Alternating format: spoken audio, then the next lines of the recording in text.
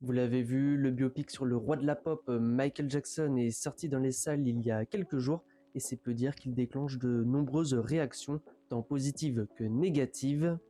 L'une des nombreuses critiques concerne l'absence des accusations de pédocriminalité qui visent le chanteur du long métrage.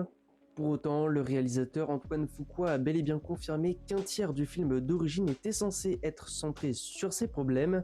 Justement, une des grandes scènes du film aurait concerné une perquisition à Neverland. Si toutes ces scènes ont été enlevées du film, c'est pour des raisons très particulières.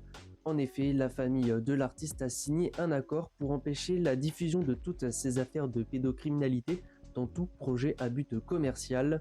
On parle d'un accord qui date de 1993 et l'affaire Chandler dans laquelle Michael Jackson s'est vu accusé d'agression sexuelle sur mineurs. Mais bilan, le film porté par son neveu Jafar Jackson a dû être complètement retravaillé, ce qui explique les retards, le film étant daté à l'origine en avril 2025, mais surtout l'absence des accusations concernant Michael Jackson dans le long métrage. Cela nous fait nous poser de nombreuses questions au sujet des biopics. En effet, faut-il montrer tous les déboires des artistes quitte à briser leur image, ou alors faut-il parfaitement tout montrer pour le grand public? De même, quelle place faut-il laisser aux familles et aux artistes dans la création de ces projets? Ici, la famille Jackson a eu le dernier mot sur le projet, mais on peut prendre les exemples de Rocketman et Betterman, centrés sur Robbie Williams et Elton John, où les problèmes d'alcoolisme des artistes ont été présentés.